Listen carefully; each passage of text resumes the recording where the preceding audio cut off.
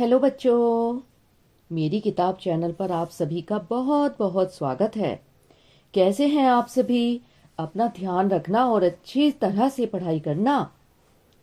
पिछले पाठ में हमने कबीरदास जी की लिखी साखी पर चर्चा की थी।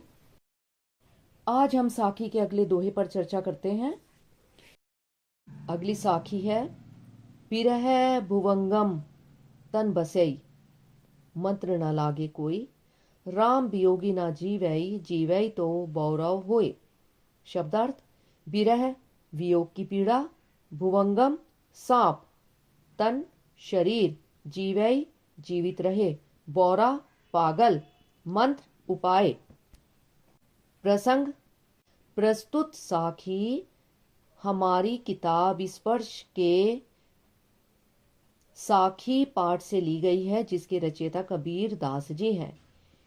इस दोहे में राम वियोगी की मनोदशा का चित्रण किया गया है। व्याख्या भावार्थ: रूपक का सहारा लेते हुए कबीर राम वियोगी की मनोदशा का चित्रण करते हुए बताते हैं कि विरह रूपी सर्प यानी कि सांप शरीर में वास करता है, उस पर किसी मंत्र या उपाय का कोई असर नहीं पड़ता। सच तो यह है कि राम यानी कि परमात्मा के वियोग में व्यक्ति जीवित ही नहीं रह पाता। वह व्यक्ति विरह वेदना की तीव्रता के कारण अपने प्राण ही त्याग देता है। यदि वह ऐसा नहीं कर पाता है तो वह जीवित तो रह जाता है, पर उसकी दशा पागल जैसी हो जाती है। वह सामान्य दशा में नहीं रह पाता। विशेष में लिखेंगे, मंत्र न लागे कोई, यह दशा साधना की उच्च दशा है। उसकी मानसिकता बदली नहीं जा सकती। सदुक्कड़ी भाषा का प्रयोग किया गया है। कबीरदास जी ने इस साखी में वियोग की पीड़ा के विषय में बताया है। अब बढ़ते हैं प्रश्न उत्तर की ओर। पहला प्रश्न है, विरह को भुवंगम क्यों कहा गया है? उत्तर: विरह को भुवंगम यानी कि सांप इसलिए कहा गया है क्योंकि दोनों की दशा एक समान होती है। दोनों का काटा व्यक्ति इसकी पीड़ा में तड़पता रहता है। विरह शरीर में बसता है और सांप बिल में। प्रश्न 2, मंत्र न लागे कोई से क्या तात्पर्य है या क्या आशय है? उत्तर: प्राचीन काल में सांप का विष उतारने के लिए मंत्र का प्रयोग किया जाता था, पर राम विरह की पीड़ा इतनी विकट होती है कि इस पर किसी भी मंत्र का कोई प्रभाव नहीं होता। प्रश्न 3, राम वियोगी की क्या दशा होती है? उत्तर: राम वियोगी या तो जीवित ही नहीं रह पाता, यदि जीवित रह भी जाए तो वह बौरा यानी पागल सा हो जाता है। प्रश्न 4, बौरा होई का क्या अर्थ है? उत्तर: बौरा होई का अर्थ है पागल हो जाना। ईश्वर से अलग होने पर व्यक्ति की दशा पागलों जैसी हो जाती है। प्रश्न 5, राम वियोगी कौन होता है? उत्तर: राम वियोगी वह होता है जो राम यानी परमात्मा से अलग रहकर तड़पता रहता है। वह परमात्मा से वियोग झेल नहीं पाता। अगली साखी की ओर बढ़ते हैं। निंदक नेड़ा राखिए, आंगनी कुटी बंधाई, बिन साबड़ पानी बिना, निर्मल करे सुभाई। शब्दार्थ: निंदक बुराई करने वाला, नेड़ा निकट या फिर पास, आंगनी आंगन, साबड़ साबुन, पानी पानी, निर्मल पवित्र। प्रसंग: प्रस्तुत दोहा कबीर द्वारा रचित है। इसमें निंदक की आवश्यकता पर प्रकाश डाला गया है। इसकी व्याख्या पर जाते हैं। व्याख्या है, कबीर दास जी कहते हैं कि निंदा करने वाले को हमेशा अपने घर के आंगन में कुटिया बनाकर रहना चाहिए, अर्थात उसे अपने निकट आपको रखना चाहिए। उसका बहुत बड़ा लाभ होता है। वह बिना साबुन पानी के ही हमारे चित्त को धोकर निर्मल कर देता है। कहने का तात्पर्य या कहने का भाव यह है कि हम उसकी निंदा सुनकर स्वयं ही अपने अंदर जितनी भी कमियां हैं उनमें सुधार कर लेते हैं। इस प्रकार हमारा भला हो जाता है। विशेष विशेष में बच्चों हम लिखेंगे, इसमें कबीरदास जी ने निंदक की आवश्यकता पर प्रकाश डाला है।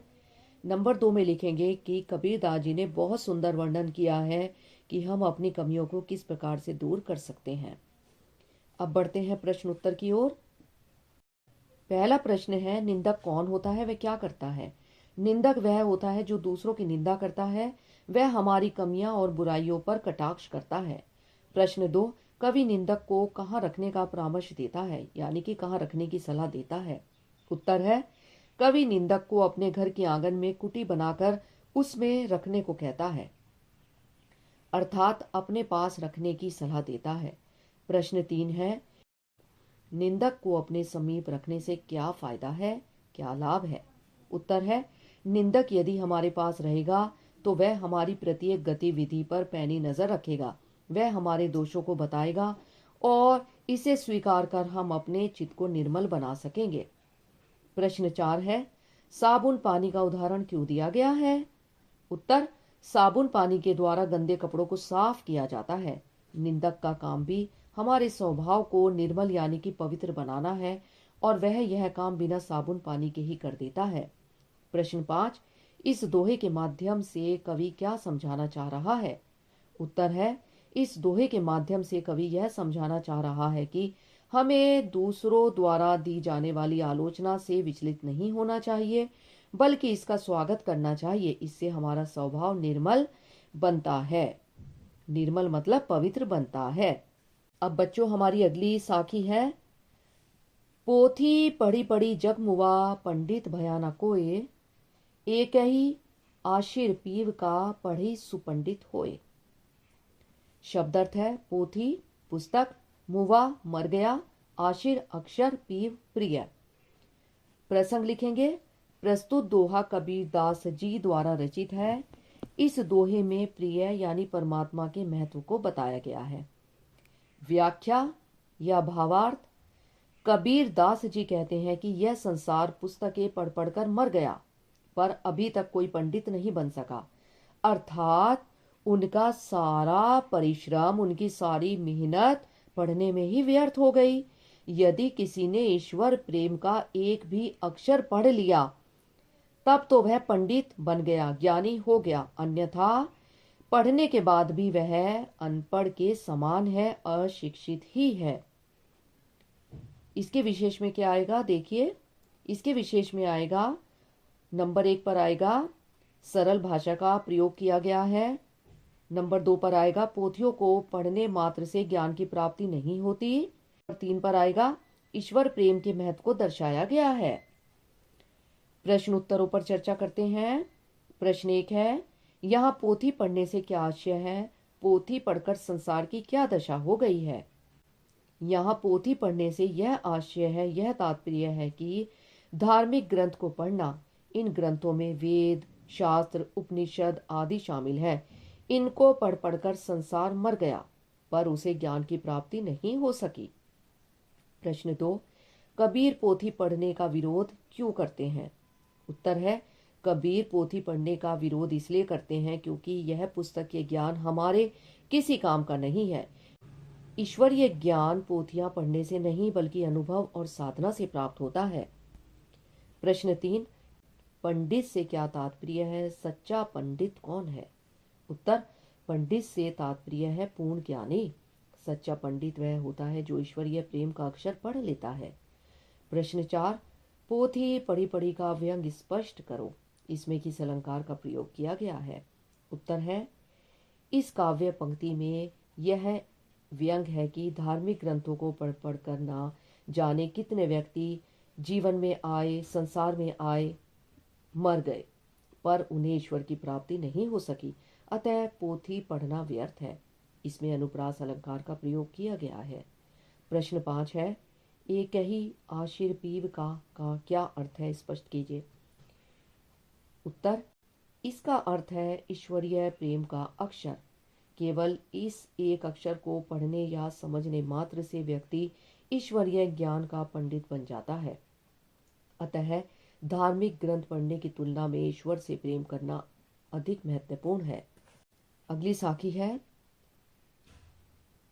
हम घर जालिया आपना, लिया मुराड़ा हाथी, अब घर जालो तास का, जे चले हमारे साथी। शब्दार्थ है, जालिया जलाया, आपना अपना, मुराड़ा जलती हुई लकड़ी, तास का उसका। प्रसंग लिखेंगे। प्रस्तुत दोहा कबीर दास जी द्वारा रचित है और साखी पाठ से लिया गया है। इसमें उनका समाज सुधारक रूप प्रकट हुआ है। व्याख्या। कबीर दास जी कहते हैं कि हमने पहले तो अपना घर जला डाला और अब हाथ में जलती लकड़ी ले ली है। अब इससे हम उसका घर जलाएंगे जो हमारे साथ चलेगा। कहने का तात्पर्य यह है कि ज्ञान की मशाल लेकर पहले अपनी विषय वासनाओं को जलाकर नष्ट कर दिया, अब हम अपने साथियों की बुराइयों को दूर करेंगे। विशेष घर और मशाल को प्रतीक के रूप में लिया गया है। नंबर 2, कुछ पाने के लिए कुछ तो त्यागना होता है। यह कबीर दास जी ने इस साखी में बताया है। प्रश्न उत्तर है, अपना घर जलाने से कवि का क्या आशय है? उत्तर, अपना घर जलाने से कवि का आशय है घर गृहस्थ के प्रति आसक्ति को मिटाना, लोभ, मोह, माया, घृणा आदि वासनाओं को जलाना अर्थात नष्ट कर देना। प्रश्न 2, मुराड़ा शब्द का क्या अर्थ है? उत्तर, मुराड़ा शब्द का अर्थ है जलती हुई लकड़ी। इसी से आग लगाई जाती है। कबीर का मुराड़ा ज्ञान का प्रतीक है, इससे बुराइयां जलकर राख हो जाएंगी। प्रश्न 3, कबीर अब किसका घर जलाना चाहते हैं? उत्तर, कबीर उस व्यक्ति का घर जलाना चाहते हैं जो उसके साथ चल पड़ा है। कबीर उस व्यक्ति को भी अपने जैसा बना लेना चाहते हैं। वे उसके मन की बुराइयों को मिटा देना चाहते हैं और उसके मन के अंदर अच्छाइयों को पैदा कर देना चाहते हैं। प्रश्न 4, कबीर अपने साथ चलने वालों के साथ कैसा व्यवहार करना चाहते हैं? उत्तर है, कबीर अपने साथ चलने वालों के मन से भी बुराइयों को मिटा देना चाहते हैं ताकि उनका मन ईश्वर में लग सके। प्रश्न 5, कबीर की भाषा कौन सी है? उत्तर, कबीर की भाषा को सदुक कड़ी कहा जाता है। इसे पंचमैल खिचड़ी भी कहा जाता है क्योंकि इसमें ब्रज, अवधी, खड़ी बोली, राजस्थानी और पंजाबी भाषा के शब्दों का मेल है। बच्चों, यह हमारी साखी है। इसे आप कई बार सुनिएगा, आपको सरलता से याद हो जाएगी। अगले पाठ में हम इसके विस्तृत प्रश्न उत्तरों पर चर्चा करेंगे। तब तक के लिए बच्चों अपना ध्यान रखना और अच्छी तरह से पढ़ाई करना। अगले पाठ में फिर मिलते हैं, तब तक के लिए बाय, टेक केयर बच्चों।